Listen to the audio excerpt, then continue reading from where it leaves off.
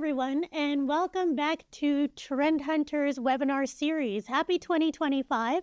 Apropos of it being the first webinar of the year, Jeremy and I wanted to take a look back at the updates we saw in AI over 2024 in order to inform what 2025 will look like in this era of AI advancement.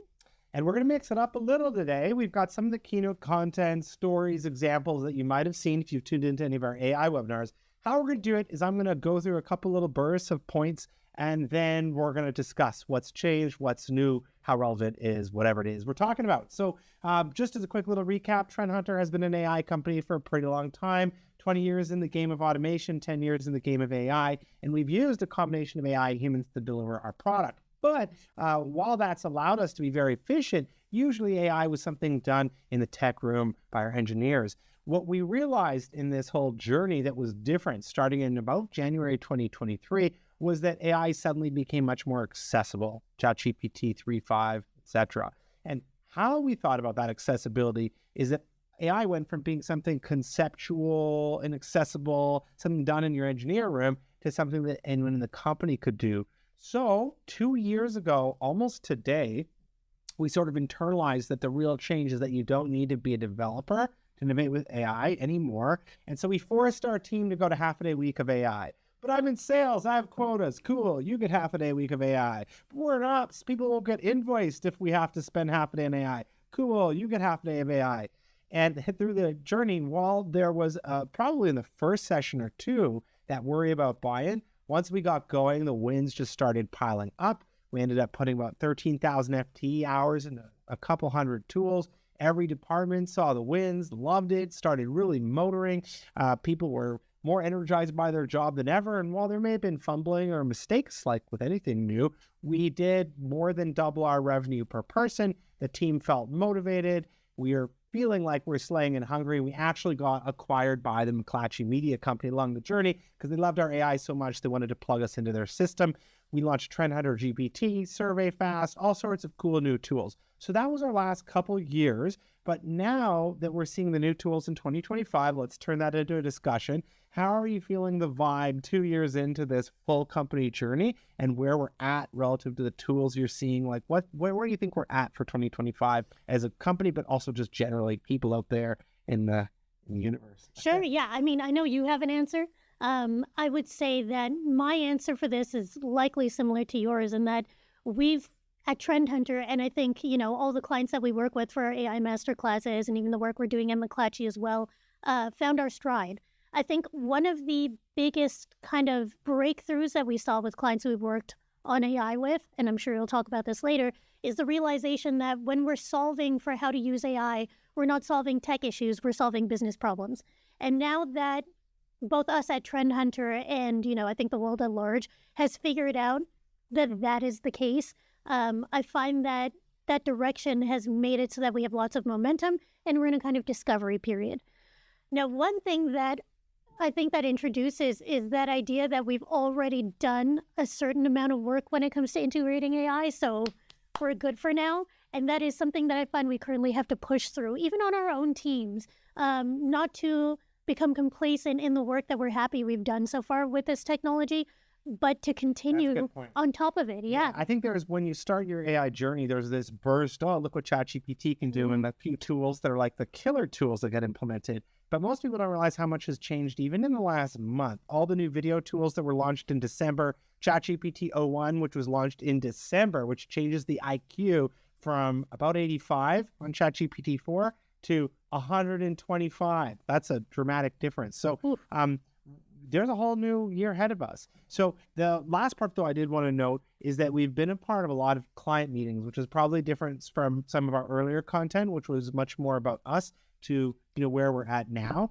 And so I wanted to visit the list of what we were seeing last year as the biggest objections, and then kind of get in your sessions and seminars you've been doing more recently. Where do you think corporate America is? So this slide's 1 year old, and what it was an observation from us working with hundreds of clients on what they were saying and doing when it comes to AI. These were the key challenges from a year ago. I feel like some of them are still there, but here's what we noticed. Getting buy-in, the fact that I'm not a coder, so the engineers do this, which has always been any innovation project related to tech, That was something that would block people from experimenting. The uncertainty of where to start, leading to inaction. The feeling of chaos because there's hundreds of tools. So where do I even begin? The expected future, which was, the strategy we already had. This is all new. Do we really have to do something new? Then general short-term thinking and random focus. So those were the objections. Is that still the right list? What do you think is standing out now that we're in 2025? That is very interesting. It's so such a great exercise to revisit this. Getting buy-in, I think, is much less of a problem because discussion around AI is omnipresent at this point. There's no way to avoid talking about AI in your industry, regardless of what industry you're from. For example, I've done a few sessions with clients who are in very human interaction-based industries, hospitality, dining, that sort of thing. And although there was initial resistance, almost to a point where it was like proud rebellion, like, oh, we're an industry that's all about the human side of things. That doesn't cut it anymore because it's clear there are places to automate. So getting buy-in, much less of a concern, I think. I am not a coder. I think it's still a bit of a struggle, surprisingly. I agree. Yeah, I think the reason for that is for one, different personality types and general discomfort with AI. And it still seems like a pretty big proposition. Yeah. And actually, so we're often doing these 3 to 5 day AI master classes where on day one, we kind of introduce how AI works. And then we get people to make their list. What would you want to automate? What would you enhance? And then the surprise is by day 2, okay, go find tools to do them. And there's still like wait, no, but like not like me, like I just made the idea and someone will do this. But like, no, like just start Googling what are the tools that do this. And I think that's like surprising to people, but it makes me feel that if you didn't have us standing there and your time committed to being there that week, you wouldn't in your office just proactively start searching for tools and survey what's new and then actually try to implement it. Absolutely. And I think a part of that is that there simply isn't time, which is understandable, or rather the trick that you think there isn't enough time because it seems, again, like a bigger proposition than it actually is to actually learn about AI, get comfortable with AI. But I do also think that there's this idea that it's a lot harder, that AI is something you have to be good at. Sure. That's, I think, one of the biggest misunderstandings that still makes number 2, I am not a coder, very relevant. Uncertainty equals inaction. I think, and I don't know if you agree with this, from an organization to organization perspective, this is less of the case. But from a person-to-person perspective, individuals in the workshops, contexts that we work with telling us that they are bought in, but they have coworkers who are not, that uncertainty equals inaction is still present in different ways. Yeah. Yeah. So the feeling of chaos is a neat one, and we have a slide later that we're going to bring up. But I think that the interesting part on the chaos bit is that there are hundreds of different tools that solve individual things, and that's really chaotic. So when you see, as an example, an AI-generated ad, if you're not a big AI user, you might not realize the person that made the ad needed to use one AI program like Runway or Midjourney to make, or Grok, Flux, whatever, to make an image. Then they need to use another program to turn the image into a video, then another program to add the audio, and another program to do the editing. And like it's called hobbled is the like AI term for it. And what's next is the unhobbling, where the systems work together and you have agents or you have something that ties it all together. So I feel like you need to be part of the chaos now because there's going to be a big separation soon. But I think that we're like I think we're at peak chaos. There's the most amount of tools right now. Yeah. Almost to the point like, well, if there's 10 different places to generate an image, I don't even know which one to use yet. So I'm just not going to do it. Right.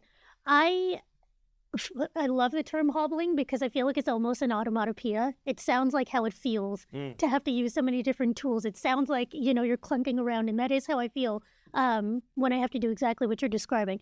I agree that we're at peak chaos, but from a different perspective. So for those of you who have never seen my keynote, I do keynote on microgeneration, specifically how each generation feels about AI, just from a human perspective.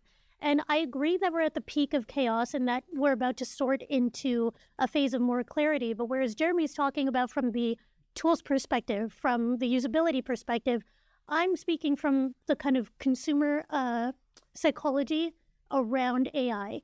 I think there's more discussion than ever around the ethics of AI from a sustainability perspective, from a human perspective, in terms of, this idea that AI represents a battle between humans and machines. Get morality and ethics into this somehow. My favorite topic. And so I think that discourse around that is at a peak. right when the availability of technology is at a peak. So we are at peak chaos. Sure. But similar to what you're saying, which is that we're right on the cusp of solving for the chaos when it comes to having to reference so many different tools and unhobbling, I do think that we're at a point where a solution will be found to make it so that AI is more friendly Sure. to the planet and to people. Okay. Well, that sounds good. Let's jump ahead. So chaos creates opportunity. There you go. We talked about this a little bit, so I'm going to zip through very quickly. But we believe the more that we've done this, that the secret to success is not just getting comfortable with AI, but understanding that really the problem you're trying to do is an innovation problem, which is ultimately not even about needing a laptop or technology, but thinking about that list of what business problems are you trying to solve? What would you automate or stop doing? What would you enhance? And then once you have a very small and contained list, you just go out and hunt the actual tools. I think that's probably self-explanatory. So I just wanted to dive into the next section that we were going to get to, which was where we're at in the point of history. So AI has been around for about 70 years. There's a much longer keynote or two we've posted on this to help understand it. But you might wonder, why are we seeing breakthroughs in text? In the same year, we're seeing breakthroughs in images. In the same year, we're seeing breakthroughs in video. And my favorite aha moment in AI history is that in 2018, Google released a paper that said, guess what? All these fields of AI, it's actually all kind of just language. And by that, I mean, like, this isn't a picture with arrows. It literally means like pixel number 1 in the top left is black. Pixel 2, still black. Pixel 3, black. Terrible webinar, turn it off. But the point would be that AI understands that. And so then everyone, more or less, and oversimplifying, started using large language models, and the world started going quicker. But what it means for you is, if you're trying to get a sense of how much AI's changed at any given time, when you see a breakthrough in text or images, it means a breakthrough in all of the other categories. So what I like to do, or my fascination in watching the evolution of, let's say, images, and this is show me Tom Cruise doing jumping jacks, 1 year of progress, 2023. Why I like watching something like that is that's actually the metaphor for what's happening behind the scenes with things like automation. So that's a bit of the inflection point, a little bit of the metaphor of progress. And so I wanted to kind of show you, if that was year 1, images, this is where we're at now in terms of video. So this is just a little snapshot of all AI generated videos. These happen to be from Runway or Midjourney. And at the same time, Sora, which was OpenAI's tool, long anticipated, was released in December. It's amazing. And then Google came out with Veo, which is currently ranked the top video generator. That's wild. So when you see those videos generated and use that as a metaphor for progress, what are you thinking? How does that make you feel generally? Woo! That's a question. Well, I have 2 answers to this, right? And I'm sure you feel the same way about everything that you see, because on the one hand, there are my personal feelings as a consumer. On the other hand, there are my feelings as someone in this industry, as a researcher, as a person who pays attention to trends. My personal feelings as a consumer, I'm scared. This is scary, right? Of course. And I remember, if you have actually seen Jeremy's keynote live, there's a part where you integrate these like funny videos of robots to break the tension, because you know what you're showing could cause some anxiety among the audience. Sure. And as a person, I feel that sense of anxiety. But when I put on my researcher hat, when I put on my trend hunter hat, I think about how much easier this is going to make the production of content across so many different categories. Like, even we ourselves, will the next webinar actually be Jeremy and I? Or will it be AI? Will you even be able to tell? Is that a good thing or is that a bad thing? What will that mean for what content will look like? And then in turn, what will that mean for consumer preferences? Sure. Right? What will that mean for, hopeful entrepreneurs? That's a great part of this. But then what does that mean for people who are, who have spent years and years mastering their craft? Certainly. Yeah, there's an interesting piece you're kind of alluding to, but the collapse of trust with so much generated media. And actually, there's a part in a lot of the keynotes we've done where we introduce some of the risks, and collapse of trust is in there. When will you know if a video is real or not? I actually feel like we just hit the point where you're starting to see fake news you don't know is real news. Now, I get but there's been fake news for a while. But what I really mean is like stuff with the LA wildfires and also things with the Luigi assassin. I have all sorts of people sending me news stories thinking that they were real. Like, oh, here's Luigi. And did you know he was caught with a backpack? And in his backpack, it had these symbols. And those symbols are actually in the CEO was murdered's basement on the wall, which makes a tighter connection. And anyway, this is a produced video. It's Sure. not real. Sure. But it gets forwarded to me like, oh, can you believe that? And it's like, no, I don't believe it. But it's a professionally produced video. Just as with the fires, there were pictures of the Hollywood sign on fire. And it's like, no, that just seems like what someone would do in AI. So look it up. Oh, no, yeah, it's not on fire. Right. But you're hitting the exact point now where people who crave the views are just creating content, and anyone can do it. And you're hitting this exact breakdown of trust like right now. Well, that also introduces the question of whether or not your average consumer cares about whether or not the authenticity is there. And even, I think we need a new definition of authenticity in the AI era, because authenticity of what? Are we talking about authenticity of the creator? That is obviously more difficult to pin down when your creator isn't human, right? Or are we talking about authenticity in terms of how it relates to me as a viewer, as a consumer of content? Do people care more about being entertained than they do about human connection? Well, I suppose, but even if I don't take like if I take my mom Right. doesn't know. Okay. Yeah. So now she's watching news thinking, oh, no, this is the thing. Like, that's kind of weird. But Right. at the same time, we're here to talk about corporate innovation. So I don't want to go too far off base. But the takeaway in this section was almost to say, seeing these breakthroughs in video means that's the parallel, the metaphor for what you could do in automation or all sorts of categories. Right. So we're seeing and watching AI's progress, like watching your toddler grow up. Just watch how good video is, and that's where we're at in the stage of AI. Discuss.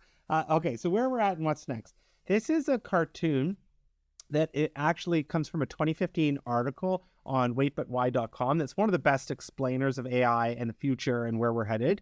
And I actually had it in my keynote from about 8 years ago. And here's the thought. This is our misnomer on how we think about AI. We say, ha, that's adorable. The funny robot can do monkey tricks.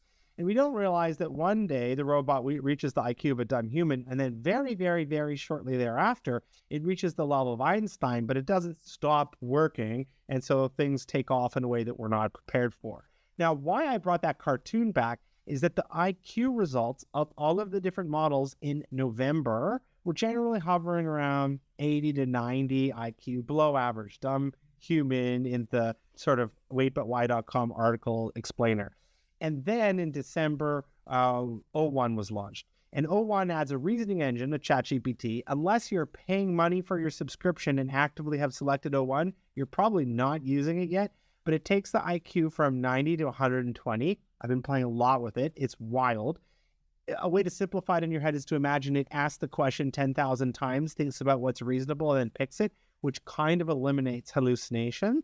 It takes a bit more time to think through the answer before it responds, and you get a more holistic answer. I've tried uploading legal contracts, medical records. I've tried a lot of things that should be difficult, and then watching how it does, and it is wildly more powerful. And guess what? O3, that's O1. O3, the next version, is already ready, and they're taking on people to test it, and it should come out, they think, in January. Well, So react to that. yeah, I mean, similar to what I said with the when you show the video capabilities, there is that element of fear, but I think that it is ultimately a good thing that still there are humans using this and being the filter between the artificial intelligence itself and what it is when it reaches an end consumer. Even us being here discussing this in this way and doing what we do for a living, I think is still a good sign that we are kind of still shepherds of this technology, even as it advances beyond us. And I think the other observation that jumps out to me is that it's interesting ChatGPT was launched when it was, because it means everyone else is still, that is an opinion. Most people have an opinion on AI based on talking to it when it had an 80 or 85 IQ. Right. And so very few people right now realize how much it's advanced. So here's another example. This is from October when they're announcing it. But this is the difference in its percentile score in a variety of categories. So that's coding. So GPT-4, which again, anyone using a free account is currently using and most people are familiar with, had an 11th percentile rank in coding. O1 is 89. whoa. Competition math, you can see the jump that it takes. PhD level science, the far right column is an expert human. So O1 is far superior already. And then this is the change across all sorts of standardized tests, global facts, AP, English literature. But you can see its percentile score advancing dramatically. And so that really, when I saw this, made me feel like, oh, coding's so difficult. It'll never do coding or competition math. And look at those scores. That's now already been done. So, well, what are your here. thoughts? Well, okay, so it gets more complicated because this is the thing. There's three things that impact how far we get. Power, data, and intelligence. Those haven't changed in 10 years. They're still the things that are the key factors. We've got lots of content we published on that. But here's the way I'd kind of put it. When does this get to its next level? Well, this is where I'll just give you one example, but power. You probably heard a lot of weird things like these $40 billion chip stations, and you short in videos, on the news all the time. Let me explain it like this. In traditional computing, if you had more power, it meant your computer ran faster. Oh, my computer's slow. Windows is making it slow, or I got to go get the new Intel Pentium version of my whatever. So that's what you grew up with, me too, when it came to computers. The difference with AI computing is that more power makes it smarter. And that's kind of something to wrap your head around, so I'll do it visually. This is the same code generating a dog with, on the far left, base compute. So just to simplify, imagine that means one computer chip, and then in the middle, 4 computer chips, and on the far right, 32 computer chips. It's the same code, but you can see how stunningly better it is. And it's actually near perfectly predictable how much better it gets as you add more computing power. And that was in a chat or like one of OpenAI's papers. They said it's like exactly a straight line on a log linear graph. I'm not going to nerd up too much for you, but more power equals smarter. So that caused a giant race for NVIDIA's top computer chip. And now how much does the top chip cost? It's $30,000. That's 10 of them. That's 1,000 of them. That's 10,000 of them. And so then the question is, how many do you need to have a James Bond evil villain layer? And the answer is probably 100,000 of them. So Tesla spent a couple billion to have 85,000. Elon Musk spent a couple billion to have 100,000 and wants to have 200,000 by the end of the year. He built his entire XAI supercomputer, by the way, in 41 days. OpenAI is rumored to have 120,000, which is 4 billion. Oracle bought 130,000 of them for 4.5 billion. Meta wants to have 600,000 chips. Microsoft's not even telling you where they're getting, which companies they're all sourcing from, but they want 1.8 million chips, or 100 billion by 2027. Amazon's secret, Google's secret, IBM's secret, and Sam Altman wants Congress to give him, or the U.S. government to give him, the money for 33 million chips, which would be $1 trillion. If that starts sounding wild, the power that would be required means they want to turn on 5 nuclear reactors just to power the supercomputer. And Biden signed into law ways that they'll make power guaranteed available for these supercomputers because it's now national defense. So that's wild. And oddly, data is kind of the same. If you just give it more data, it gets better, which is sort of confusing. So then the only thing left is intelligence. And that brings us back to the chart we started with. So that's where we're at. And this train is like moving. This ship is sailed, and it's enormous. And it is like the beginning of the next level. I don't know what to tell you. It's stunning to just ponder. So what would you, because we have run the gamut, and I think you've reined me in a bit when it comes to the consumer behavior side of things and refocusing on the client. What do you think all of that means to the client? So I think that some portion of everyone's job is going to be automated. The companies, I think behind closed doors, you don't see how much some companies have gone all in while others don't. And we see that. We talked to, 100 Fortune 500 CEOs in the last year. Some do work with us, some pause for different reasons, and then some say no. And when we see that in the same industry, some are saying like, well, I'll just see what Microsoft brings with Copilot. And others are buying companies, being aggressive, dedicating a day a week of people's time, and that could be your competitor. So I think what it means for people, it depends on how open your company actually is. Right. But I think there's going to be a reckoning, a great divide that comes in the next couple of years. Maybe 2 years from now, you'll see people revealing what they've been working on. Interesting, which will be a very exciting time. One thing that I think is interesting when we're talking to clients is their the way that employees respond to this. So we're lucky enough when we do have these conversations, we're speaking directly to those who are making the big decisions, right? And often what comes up is their employees' either resistance or interest in AI. Often the conversation is about the potential resistance because there's that fear that AI is going to take over, lower paying jobs, which is completely understandable. But at the same time, adapting to AI at this pace as an organization is also a way to keep your talent. Sure. Um, Actually, with us, that's how we sold that's people literally, originally. yes. We said there's two versions of you next year, an AI empowered you or regular you. Which one do you want to be? And everyone wants to know their employer's investing in their next level skills. That's when voluntary attrition actually totally went away because people just really started feeling much more connected to their, educational journey and our commitment to that. Absolutely. A year ago, when we were building our presentations for this past Future Festival World Summit, the statistic was a 250% increase in job titles with AI in them.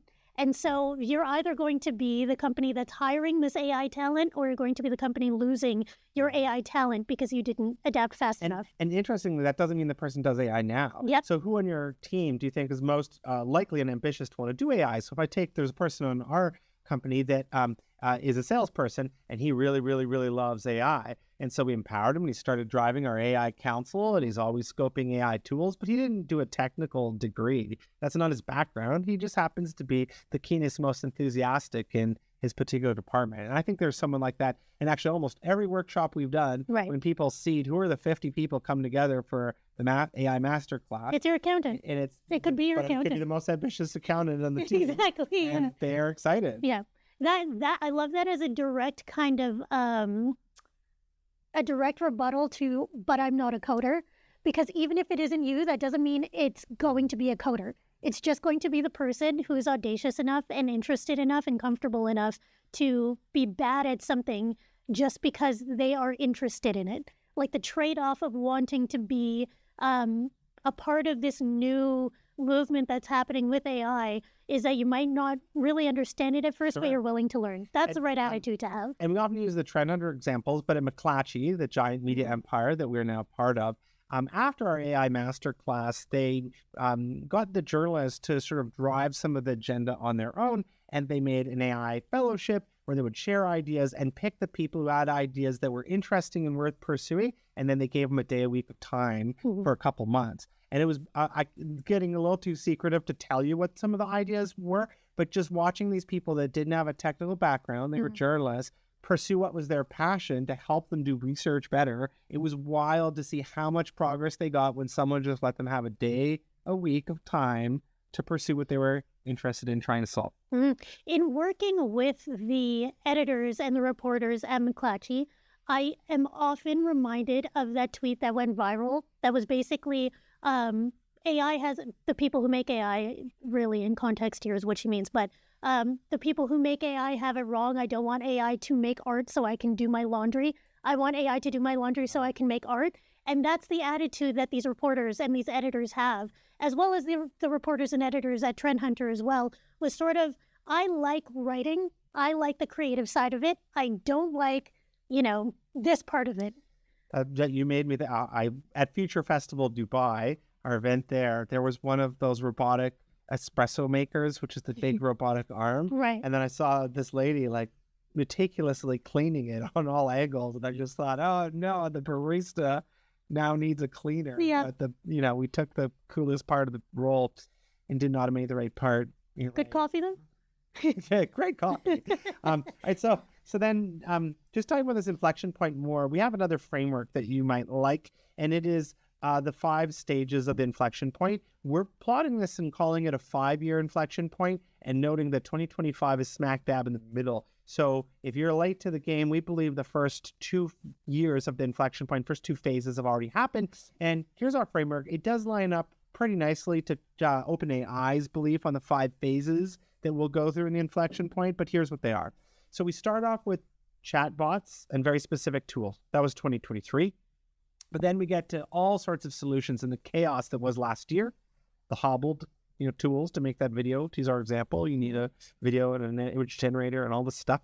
And then the unhobbling is when things start to come together. So the tools can talk to each other. You give one prompt and you can get the video and the audio all done at once, etc. And then we get agents. There's already some examples, like Salesforce has Agentforce, where an agent can actually, open a web browser, think for itself, use multiple tools, and actually act a little more like a human in a role. And all this leads to the great divide. So what does this mean for you? What do you need to do in the phases? Well, in 2023, it was get your hands dirty. And if you haven't yet, then start to play with the tools. 2024, collect little wins, try all these tools, get them working. But then we start to get to how do you integrate AI and scale and lean hard into it to redirect the path you're on. So as a recap, why I put this up there is the first two phases have happened. And now we're moving into this unhobbling phase. Leopold Aschenbrenner was the former head of super alignment at OpenAI. They used to have 20% of their AI compute dedicated to super alignment, which was kind of like AI safety. And they removed the role. And I don't know, that's kind of like a scary sign. Anyway, he's now a warner of warning people how to think about the next phases. But he says, everyone's talking about AI, but few have the faintest glimmer of what is going to hit them. People too often just picture Chat GPT-6, like just exaggerating, GPT-6, GPT-7, GPT-8, chatbots that are getting better. The unhobbling trajectory points to agents trained with reinforcement learning in the near future. So let's just take this one step further before we discuss.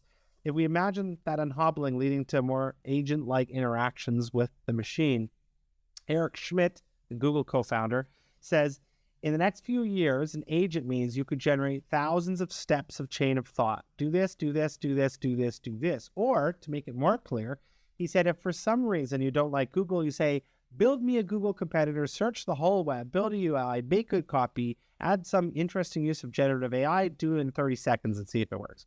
The interviewer, by the way, in this webinar said, well, I don't know what you mean or whatever. And he said, okay, let's use a real example. TikTok's allegedly going away. So use the same thing, but subbing TikTok. If you now want to make a new TikTok competitor, you'd say to AI, make all the software, make a TikTok competitor, approach every user currently on TikTok, show them the new platform, copy over their content, add something new and interesting. And if it doesn't work, do it again and again and again until it works. That is this idea of what's next. And hobbling, agents, and clearly a divide will happen. Thoughts and reactions to that? Again, it's exciting, but it's scary, I suppose. I think if we were to take it one step at a time and think about the unhobbling for this year, if last year was the year where our message to you watching, our message to our clients, our message to everyone we work with was sort of get accustomed to AI, get comfortable with AI, adapt, I suppose, to AI, then this year is the year where it's implementation time. And I think if we just, again, take it one step at a time and really throw ourselves into the unhobbling and into, actually seeing through all of those plans that we've made with AI, then I'll feel better prepared for what comes next. Sure. But that doesn't help overcome, I guess, the magnitude of what's being described. If I'm honest, I have a hard time envisioning what that will actually look like. I feel like it's like we just graduated high school, all of us in all of our companies, and we're about to start university, and we know things are about to change. Right. But it's also like, I can't not go because the next levels, everyone is going to be at their next level. So I got to get in on it now. That's why I was sort of like, I am going to focus on the unhobbling phase so that I am ready for the next two. And I think that's the best way to put it, is that if we fast forward 2 years, and some companies have spent 4 years working on all these steps and they've taken all those steps, you won't be able to catch up to them. 100%. So then you can only do what you can do, but just keep moving, because literally, you won't be able to catch up after a certain point in time. Right. And that makes everyone uncomfortable. It's uneasy for me to say, I get it. But it's also a good catalyst for that action. Right. Yeah. One of the 7 blocks to AI. Yeah. Yeah. Was literally in action. Right. And, let that be a scary but motivating piece. Sure. I had this thing in one of the keynotes that we did in AI like a year ago or whatever. I pulled it, but it was just that COVID prepared us for this. Yeah. So what was COVID? The whole world had to step up and then think about working differently, using tech differently. And because we were like, under a forced situation of being in our home, we did it. But like from grandmas to grandkids, people figure out how to Zoom or video call, and now that's the standard. We figured out how to work remotely or hybrid, but everyone changed. And I kind of feel like that was a metaphor for what we need to go through this in this next level. Whether you're comfortable with it or not, it doesn't matter. It's happening. Sure is.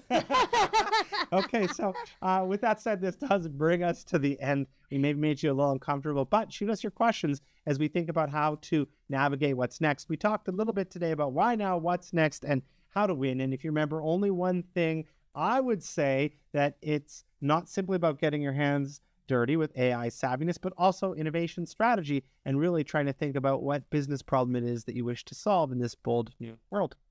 I think if I could leave you with one thing, although it's overwhelming, to not get overwhelmed and focus on whatever your next immediate step is. We're talking in really large strokes today, but at the same time, audit what's around you in your role. See where the inefficiencies are. Use AI to automate the things you don't like to do, and you're already a step ahead of most people. If you want to learn more, join us at Future Festival Miami at the end of February, or Future Festival New York World Summit, or contact us to find out about our custom AI accelerators, masterclasses, or Trend Hunter GPT to help you research faster, get more acts sooner, and get to your next level quicker. All right. Thanks for tuning in.